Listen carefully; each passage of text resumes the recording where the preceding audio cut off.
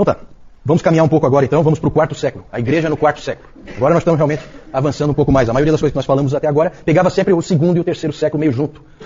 Agora nós vamos para o quarto século, que é um século em que vai mudar muita coisa. É um século em que ocorrem profundas transformações. E o próprio Império Romano estava passando por um momento de profunda transformação também. Num certo sentido, o Império Romano estava vivendo um momento de caos. Chegamos num momento em que havia 6 imperadores diferentes. 6 imperadores. No fim, acabou prevalecendo um sujeito chamado Flávios Valérios Aurélios Constantinos, mais conhecido como Constantino.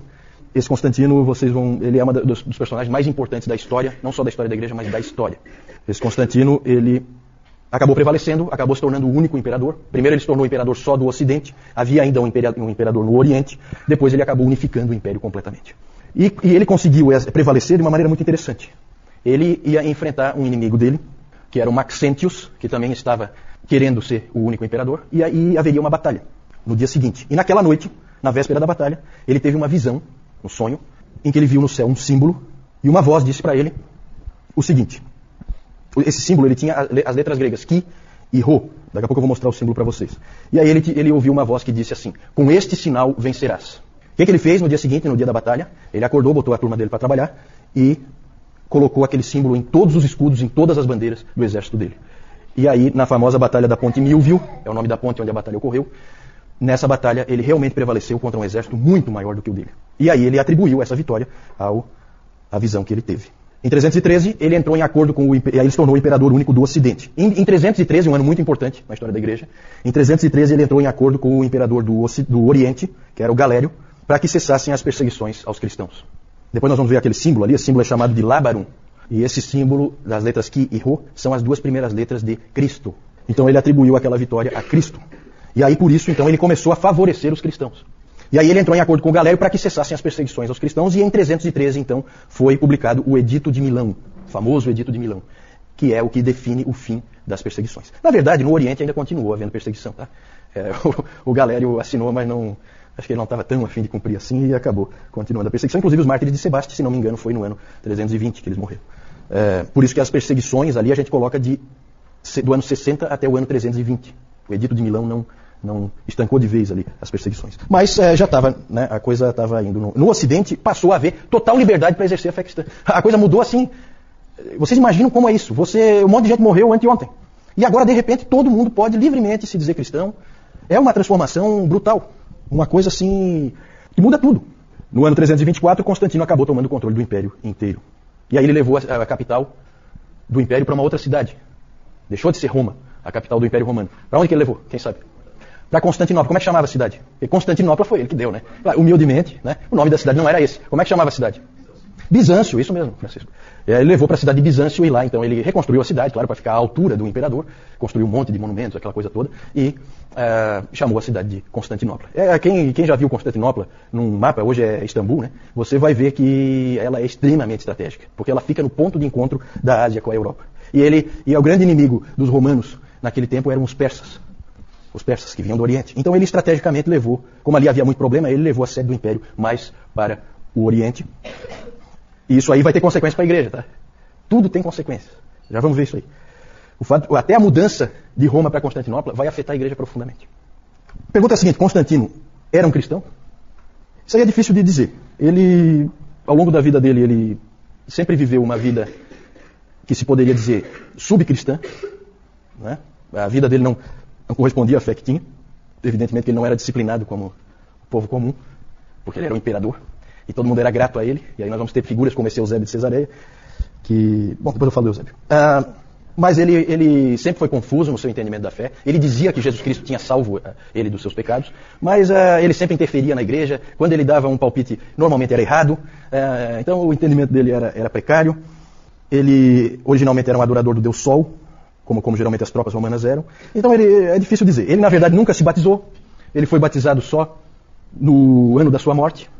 Então ele deixa para a última hora. Talvez também por causa daquele pensamento, sabendo que ele não vai cumprir nada mesmo. Então vamos deixar para lavar os pecados dele na última hora, quando ele não puder mais cometer. Eu acho que isso aí a igreja já tratou de fazer assim, porque viram que ele tratava os seus inimigos com extrema crueldade, não foi diferente dos outros, né? Só que agora os cristãos não são mais os inimigos. Então os cristãos escaparam, né? Uma coisa a gente pode dizer com certeza, se ele era cristão ou não, a gente não sabe direito. Mas uma coisa é clara, Constantino não somente tolerou a fé cristã, mas ele fez de tudo para fortalecê-la. Constantino auxiliou de todas as maneiras que ele podia a fé cristã. Algumas coisas que ele fez. Ele livrou todos os oficiais das igrejas, os presbíteros, de qualquer tipo de trabalho. Eles passaram então a se dedicar somente à igreja. Passou a ser então a ideia do clero profissional. Eles passam a viver do fato de serem presbíteros. Uma coisa que ele trouxe e que continua vigente no Império Romano atual, né, porque o Império Romano parece que não acabou. Na verdade, nós continuamos com as mesmas coisas que foram implantadas pelos imperadores estão aí, como, por exemplo, nós aqui hoje. Foi ele que instituiu que o domingo, o dia do Senhor, é um dia livre. Ninguém deve trabalhar nesse dia. Se nós estamos aqui hoje, e a gente não precisa vir no canto do galo, né, Moisés? Senão nós teríamos que vir aqui, 4 da manhã, na hora do banho de rio, né, João? Nós teríamos que estar aqui para o culto e depois nós íamos, cada um para o seu local de trabalho. As crianças iam para a escola, e assim seria, não fosse esse sujeito. Isso continua vigente em todos os países que foram cristianizados, certo? Foi ele que implantou isso, com a sua autoridade, com o seu poder. O que mais? Ele começou a construir as grandes igrejas, as grandes catedrais. Então todas aquelas grandes igrejas, a ideia vem dele. Ele tinha poder para isso, tinha força para isso, tinha recursos para isso. E aí ele foi quem introduziu esse tipo de coisa. E na mesma época de Constantino viveu um sujeito importante, esse aí, Eusébio de Cesareia, também é considerado um pai da igreja. Lembra que eu já falei dele, porque foi ele que escreveu, ele é considerado o pai da história da igreja, porque ele escreveu o livro História Eclesiástica, que conta várias histórias lá dos cristãos primitivos. Dizia-se de Eusébio que ele era tão erudito que ele sabia tudo o que havia para se saber. Eu acho que é um pouquinho de exagero aí, mas ele certamente foi um teólogo também, e ele introduziu uma coisa que depois começou a se chamar de a teologia oficial. Porque ele pegou esse momento histórico, e aí é o perigo de você interpretar a providência de Deus. É sempre perigoso, porque aí fica na cabeça assim, olha só o que aconteceu, o imperador se converteu ao cristianismo. Quem é que esperava isso? Depois de anos e anos de perseguição, 250 anos de perseguição, o imperador se converte ao cristianismo. Quem é que podia esperar uma coisa assim? Deus está fazendo alguma coisa. É isso que passa na cabeça. Mas o que ele está fazendo? E aí você começa a interpretar. E aí eu falei no domingo passado aquela questão da dificuldade de você pegar a história da igreja, a dificuldade é interpretar o que está acontecendo. E o Eusébio resolveu interpretar. E olha como é que ele interpretou uma frase dele aqui. Constantino foi elevado por Deus para ser o vice-regente de Deus. Constantino é o representante de Deus na Terra. Por isso que o Eusébio é considerado naquela classificação de Niebuhr que eu mostrei no domingo passado, sobre a cultura, cristianismo e cultura, ele é considerado o que encaixa no Cristo da cultura. Por quê? Porque o Império Romano é o reino de Deus na Terra. É assim que ele pensava. Certo? Isso aí tem uma série de reflexos, tá? Claro que toda essa ideia, toda essa noção vai ser fortemente atacada depois por Agostinho no Cidade de Deus, no livro dele. Essa ideia de que é o reino de Deus na Terra, que é o Império Romano. Não, isso aí tudo ele vai derrubar. Mas o Eusébio veio com essa ideia aí. E aí, com Constantino, começa uma nova era na história da igreja que vai durar 1000 anos. A era de Constantino. Toda a influência dele vai se fazer sentir ao longo desse tempo. Começam a ocorrer coisas positivas. Na verdade, os valores cristãos começam a prevalecer no Império. Aquela história de você jogar o filho fora, crime. Opa, não. Agora o Império é cristão. Não existe, isso aí acabou. Jogar o filho ali na calçada, de jeito nenhum. Então, começou a haver esse tipo de coisa. Valores cristãos foram se impondo na sociedade. O domingo foi estabelecido como um dia livre, em que deveria haver dedicação para o Senhor. E é interessante, gente, uma coisa que eu já refleti bastante sobre isso, porque o David Calhoun ele levanta isso aí, e é realmente interessante. O que aconteceu nesses primeiros 500 anos é que você veio de uma sociedade totalmente pagã, um mundo, vamos falar de mundo. Né? Você vem de um mundo totalmente pagão, e esse mundo vai se tornando cristão. Cristão, entendam cristão de uma maneira ampla, tá? Quando a gente fala cristão, não é cristão nascido de novo. Não. Cristão de uma maneira ampla, certo? Cristo como o rei, essa visão. Você tem isso acontecendo, vem do paganismo para o cristianismo. Dali para frente, tudo é cristão. O cristianismo vai se fazer sentir ao longo de toda a história, até chegar nos últimos 500 anos. Aí o Calhoun fala que é um efeito espelho, né?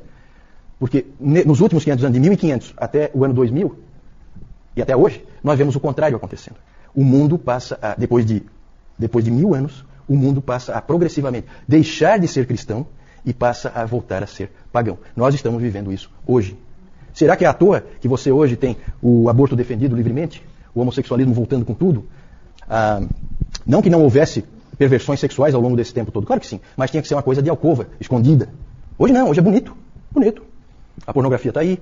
Então por quê? Porque nós estamos voltando ao paganismo. Interessante. Essa é uma reflexão interessante para você fazer com calma. É uma coisa que impressiona na história da igreja. O tempo em que a gente vive é um tempo muito diferente de outros tempos da história da igreja, em alguns aspectos.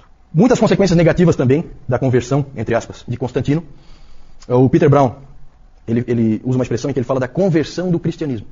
Que não é o império que se converte ao cristianismo, é o cristianismo que se converte ao império. Certo? Então o cristianismo perdeu alguma coisa. Aí. E um historiador disse, aí para a gente entender um pouco mais, né? que a gente vai começando a ver agora o quê? A gente vai começando a ver a igreja cada vez mais buscando o quê? Riquezas, luxo, glória, poder. Foi sempre assim? Começou assim? Aquele grupo de pescadores que seguiam um carpinteiro? Não, agora é o império. Agora o padrão é o padrão do imperador. As igrejas são feitas como palácios.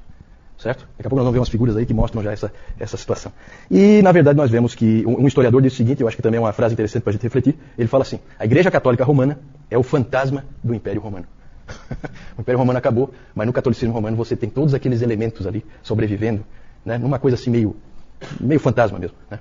Mas tudo ali vai se construindo. Outras consequências, por exemplo, aí eu não sei, alguns vão dizer que foi ótima, isso que eu vou falar agora, que foi uma coisa ótima, e outros vão dizer que foi péssima. O quê? Conversões em massa.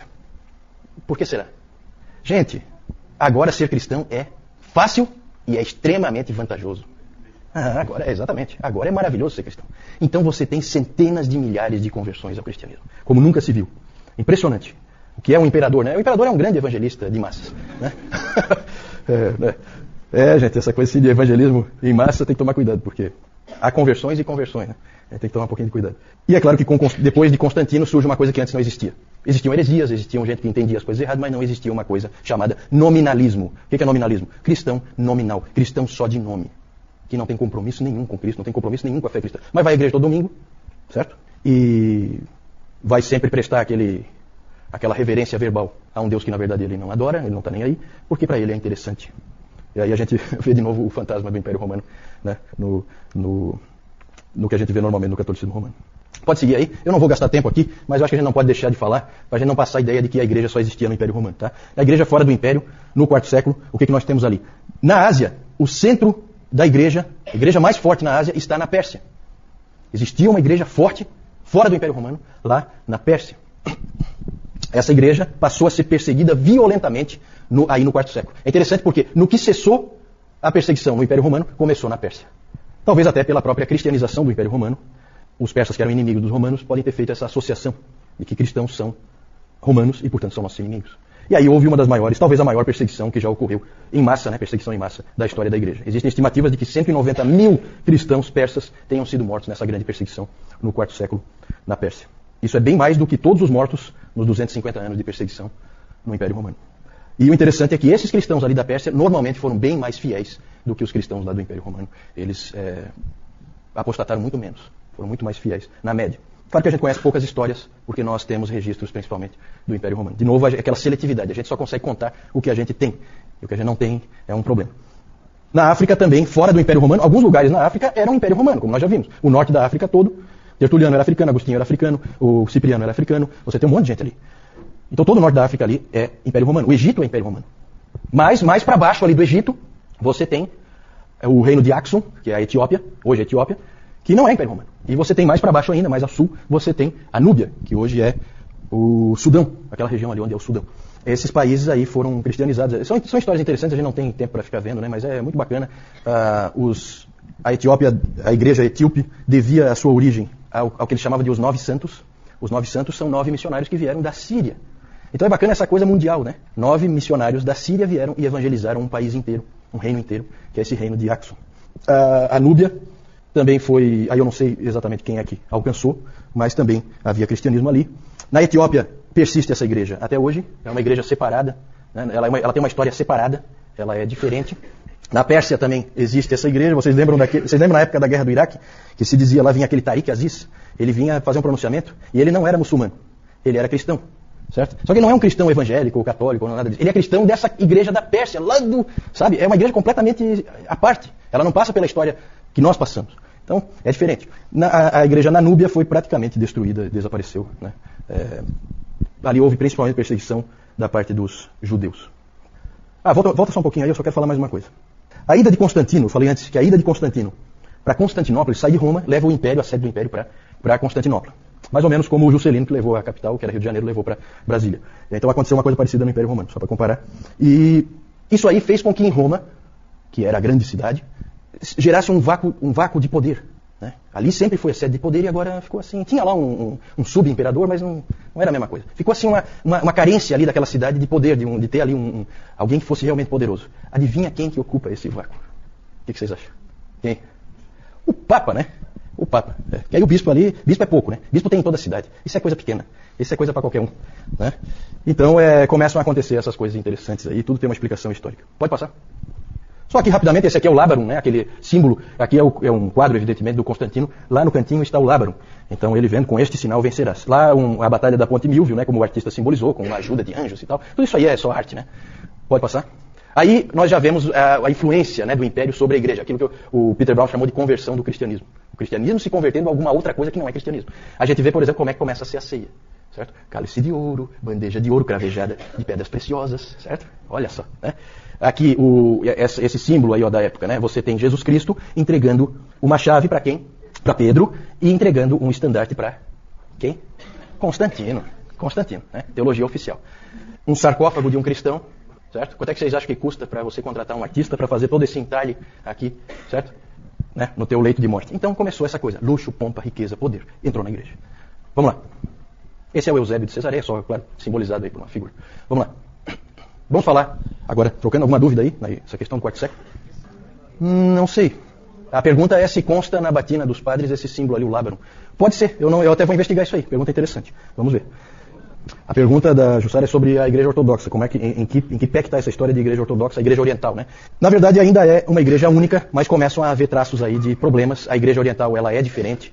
Ela já tem características diferentes, culturalmente ela é diferente, mas aqui o próprio fato do imperador ir para Constantinopla, ou seja, ele ir para o Oriente, certo? Ainda mantém uma boa unidade, certo? Ainda não é o momento em que elas vão se separar. Na verdade, há um prestígio ao patriarca de Constantinopla pelo fato do imperador agora estar ali, na cidade dele, e não mais em Roma, certo? Ele veio para o Oriente, né?